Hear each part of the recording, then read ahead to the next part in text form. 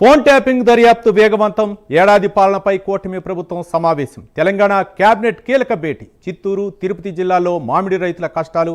ఈ అంశాలపై హైదరాబాద్ నుంచి ప్రవీణ్, చందు, అమరావతి నుంచి శ్రీనివాస్, తిరుపతి నుంచి రవివర్మ ఎక్స్క్లూజివ్ ఫీల్డ్ రిపోర్ట్ అందించడానికి సిద్ధంగా ఉన్నారు.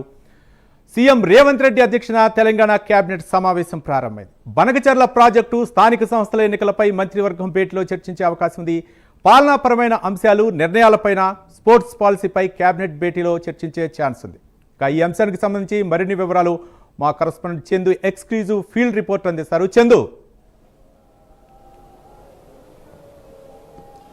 రవి, గంటన్నరగా తెలంగాణ సచివాలయంలో కేబినెట్ సమావేశం సీఎం రేవంత్ రెడ్డి అధ్యక్షతన జరుగుతూ ఉంది. ముఖ్యంగా బనకచర్ల ప్రాజెక్టు సంబంధించిన అంశంపైన ప్రధానంగా ఈ సమావేశంలో చర్చిస్తూ ఉన్నారు.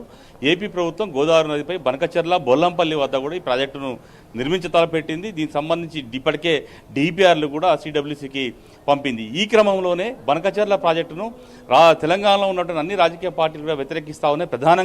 ప్రధాన ప్రతిపక్షం బీఆర్ఎస్ పార్టీ అయితే తీవ్రంగా వ్యతిరేకిస్తూ ఉంది. 200 టీఎంసీల నీటిని ఏదైతే అక్రమంగా వాడుకుంటుంది ఏపీ ప్రభుత్వం అంటూ కూడా విమర్శలు చేస్తుంది. అందుకు సంబంధించి ఇప్పటికే పవర్ ప్లాంట్ ప్రజెంటేషన్ కూడా మాజీ మంత్రి హరీష్ రావు తెలంగాణ భవన్ వేదికగా ఇచ్చారు. దాన్ని పూర్తి స్థాయిలో తప్పుపడుతున్నారు. ఖచ్చితంగా బనకచర్ల ప్రాజెక్టును తెలంగాణ రాష్ట్ర ప్రభుత్వం అడ్డుకొని తీరాల్సిందే అంటూ కూడా పెద్ద ఎత్తున ప్రభుత్వాన్ని కోరుతున్న పరిస్థితి కనిపిస్తోంది. దీనిపైన ఇప్పటికే రాష్ట్ర ప్రభుత్వం కూడా దృష్టి సారించింది.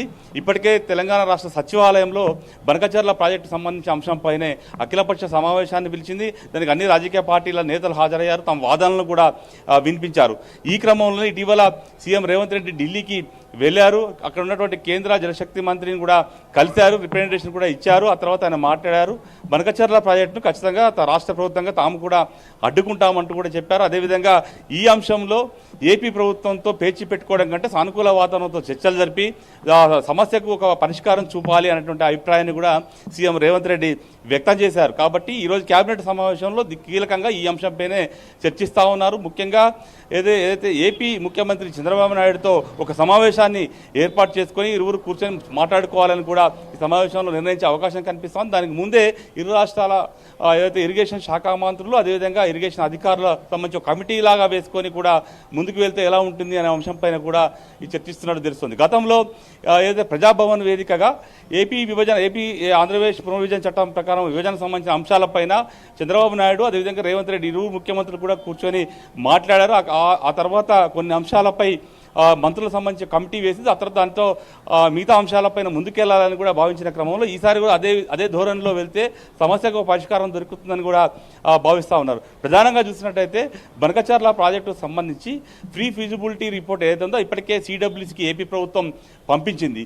కానీ తెలంగాణ రాష్ట్ర ప్రభుత్వం సంప్రదించకుండా పంపించడాన్ని ముఖ్యంగా ఇప్పుడు ఈ రాష్ట్ర ప్రభుత్వం కూడా తప్పుపడతా ఉంది. ఒకవేళ సిడబ్ల్యూసీ కనుక అనుమతి కనుక బనకచర్ల ప్రాజెక్టుకి ఇస్తే ఫర్దర్గా ఎలా రాష్ట్ర ప్రభుత్వం నుంచి ముందుకెళ్లాలి, సుప్రీంకోర్టును ఆశ్రయించాలా, ఎలా ముందుకెళ్లాలనే అంశంపైన ప్రధానంగా ఈ యొక్క సమావేశంలో చర్చిస్తున్నట్టు తెలుస్తోంది. ఇక మరోవైపు స్థానిక సంస్థల ఎన్నికలు నిర్వహించాలని కూడా ప్రభుత్వం భావిస్తోంది. ఎందుకంటే ఇప్పటికే స్థానిక సంస్థలకు సంబంధించి పదవీ కాలం కూడా పూర్తి అయిపోయింది. కాబట్టి స్థానిక పాలన కుంటుపడే అవకాశం కనిపిస్తుంది. కాబట్టి ఖచ్చితంగా ఎన్నికలకు నిర్వహించాలని కూడా ప్రభుత్వం భావిస్తుంది. ఇప్పటికే దానికి సంబంధించి రైతు భరోసా 9 ఎకరాలలో రైతులకు 9,000 కోట్ల రూపాయలు ఇప్పటికే వాళ్ళ ఖాతాల్లో జమ చేసిన క్రమంలో రాష్ట్ర ప్రభుత్వంపై సానుకూల వాతావరణం గ్రౌండ్లో ఉంటుందని కూడా ప్రభుత్వం భావిస్తుంది. దీంతో ముందుగా పంచాయతీ ఎన్నికలు నిర్వహించాలా, లేకపోతే ఎంపీటీసీ సర్పంచ్ ఎన్నికలు నిర్వహించాలా అని కూడా భర్జనలు కూడా పడుతున్నట్టు తెలుస్తూ ఉంది. ఎందుకంటే ఇప్పటికే హైకోర్టు కూడా సర్పంచ్ ఎన్నికలు ఎందుకు నిర్వహించడం ప్రభుత్వాన్ని కూడా మొటికాయలు వేసిన క్రమంలో ఖచ్చితంగా ఏదో ఒక ఎన్నికలకైతే వెళ్లాల్సినటువంటి పరిస్థితి అయితే రాష్ట్ర ప్రభుత్వానికి ఏర్పడింది. కాబట్టి దీనిపైనే ప్రధానంగా నిర్ణయం తీసుకునే అవకాశం కనిపిస్తోంది.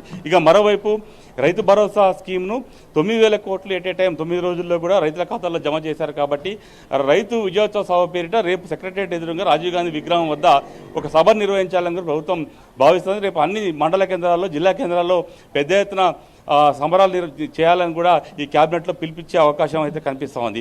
ఇక మరోవైపు కాళేశ్వరం ప్రాజెక్టు సంబంధించి ఇప్పటికే పీసీ ఘోష్ కమిషన్ విచారణ జరుపుతూ ఉంది. ఇప్పటికే మాజీ సీఎం కేసీఆర్, హరీష్ రావుతో పాటు ఈటెల రాజేందర్ కూడా విచారణ చేసింది, అధికారులను చేసింది. ఈ క్రమంలోనే గత బీఆర్ఎస్ ప్రభుత్వ హయాంలో క్యాబినెట్ సమావేశంలో ఉన్నటువంటి మినిట్స్ ఏవైతే ఉన్నాయో వాటి మినిట్స్ ఖచ్చితంగా మాకు అందించాలని ఇప్పటికే ఇప్పుడున్న రాష్ట్ర ప్రభుత్వానికి లేఖ రాసింది. ఈ 30వ తారీఖు లోపల ఇది అందించాల్సి అని చెప్పింది. ఈ క్రమంలోనే దీనికి సంబంధించినటువంటి అంశంపై కూడా ఈ యొక్క కేబినెట్ సమావేశంలో అయితే చర్చిస్తూ ఉన్నారు. వీటితో పాటు ఏదైతే నాన్ ట్యాక్స్ రెవెన్యూ సంబంధించిన ఆదాయం సమకూర్చుకోవడం పైన కూడా ఈ కేబినెట్ సమావేశంలో చర్చిస్తూ ఉన్నారు. ఇప్పటికే అధికారులకు ఆ దిశగా ఆదేశాలు కూడా జారీ చేశారు. నిన్న cabinet sub committee deputy CM బట్టి విక్రమార్క అధ్యక్షతన సమావేశమైంది. సమావేశంలో కూడా ఇలాంటి నిర్ణయాలను తీసుకున్నారు. ఖచ్చితంగా నాన్ ట్యాక్స్ రెవెన్యూ ఆదాయాన్ని కూడా పెద్ద ఎత్తున సమకూర్చుకోవాలని కూడా చూస్తున్న క్రమంలో వీటితో పాటు ఇందిరమ్మ ఇండ్లు ఇది ప్రధానంగా తెలంగాణ రాష్ట్ర ప్రభుత్వం అత్యంత ప్రతిష్టాత్మకంగా తీసుకొస్తున్న పథకం కాబట్టి ఈ పథకాన్ని ఎలాంటి లోటుపాట్లు లేకుండా పారదర్శకంగా లబ్ధిదారులకు అందించాలి అనే అంశంపైన కూడా ప్రధానంగా చర్చిస్తున్నారు. దీంతోపాటు కొత్త రేషన్ కార్డుల అంశం పై కూడా ఈ కేబినెట్లో చర్చకు వచ్చే అవకాశం అయితే కనిపిస్తూ ఉంది. Ravi. Right, thank you Chandu.